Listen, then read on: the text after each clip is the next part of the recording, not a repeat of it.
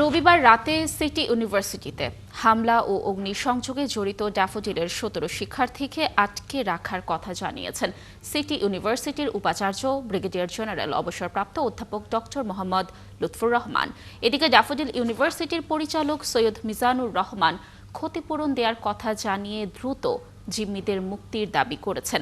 এর আগে সামান্য ঘটনায় সংঘর্ষে জড়ায় আশুলিয়ার ড্যাফোডিল ইন্টারন্যাশনাল ইউনিভার্সিটি ও সিটি ইউনিভার্সিটির শিক্ষার্থীরা। দর্শক, এই বিষয়ে বিস্তারিত জানাতে সিটি ইউনিভার্সিটি ক্যাম্পাস থেকে আমাদের সাথে যুক্ত হচ্ছেন সহকর্মী জাহেদুল ইসলাম অনিক।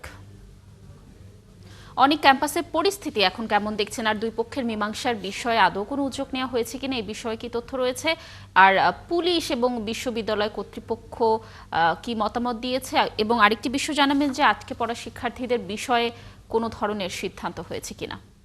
কিন্তু আমি সিটি ইউনিভার্সিটিতে রয়েছি। আমরা কিন্তু আজকে ঠিক দুপুরের দিকে এই ক্যাম্পাসের যিনি ভাইস চ্যান্সেলর রয়েছেন অধ্যাপক লুৎফুর রহমান, তিনি কিন্তু জানিয়েছেন যে পুরো সিটি ইউনিভার্সিটিতে প্রায় ৫০ থেকে ১০০ কোটি টাকার মতো কিন্তু ক্ষয়ক্ষতি হয়েছে, এবং এই ক্ষয়ক্ষতি যে বিষয়টি সেটি কিন্তু ড্যাফোডিল ইউনিভার্সিটির যে কর্তৃপক্ষ রয়েছেন তারা কিন্তু আশ্বাস দিয়েছেন সেই ক্ষয়ক্ষতি গুলো তারা ক্ষতিপূরণ দিবেন।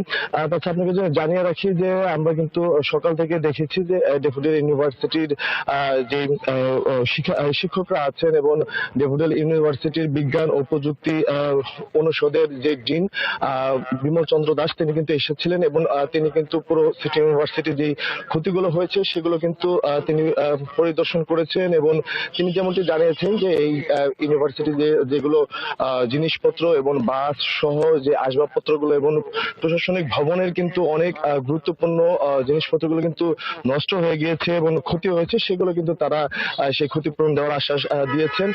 তাছাড়া যারা এই ঘটনার সাথে জড়িত তাদের বিষয়ে কিন্তু তারা ড্যাফোডিল ইন্টারন্যাশনাল ইউনিভার্সিটি কর্তৃপক্ষ কিন্তু তাদের বিরুদ্ধে ব্যবস্থা নেবেন, এমনটি কিন্তু আমরা জানতে পেরেছি। তাছাড়া সিটি ইউনিভার্সিটি থেকে আমরা যেটি জানতে পেরেছি যে এই যে ক্ষয়ক্ষতিগুলো হয়েছে সেগুলো ক্ষতিপূরণের পাশাপাশি তারা কালকে এই ঘটনার সময় মোট 11 জন শিক্ষার্থীকে কিন্তু এখানকার শিক্ষার্থীরা আটক করেছিল, এবং তারা জানিয়েছে যে বিষয়টি যে ড্যাফোডিল ইউনিভার্সিটির যিনি উপাচার্য তিনি এখানে আসার পরে কিন্তু আনুষ্ঠানিকভাবে তাদের সেই 11 জন শিক্ষার্থীদের কিন্তু বুঝিয়ে দেওয়া হবে, এমনটি কিন্তু আমরা কিছুক্ষণ আগে কিন্তু জানতে পেরেছি। তাছাড়া আপনাকে আমি জানিয়ে রাখি যে এখন পর্যন্ত কিন্তু সব মিলে যে ক্ষয়ক্ষতির পরিমাণটি সেটি কিন্তু একদম নিশ্চিতভাবে বলা যাচ্ছে না, এবং তাছাড়া যারা এখানে আহত রয়েছিলেন তাদের কিন্তু চিকিৎসা দিয়ে এখানকার শিক্ষার্থীরা কিন্তু তারা বাসায় চলে গেছেন, এর কিন্তু আমরা জানতে পেরেছি। ধন্যবাদ অনিক আমাদের সাথে যুক্ত থাকার জন্য। আপনি থাকুন সেখানে, নিশ্চয়ই আমরা আরও তথ্য পরবর্তী সংবাদ সংযোগগুলোতে আপনার মাধ্যমে দর্শকদেরকে জানানোর চেষ্টা করব। দর্শক, যেমনটি বলছিলাম যে সিটি ইউনিভার্সিটি এবং ড্যাফোডিল ইউনিভার্সিটির শিক্ষার্থীদের মধ্যে সংঘর্ষের ঘটনা ঘটেছে, এ বিষয়ে সর্বশেষ তথ্য জানানোর চেষ্টা করছিলাম।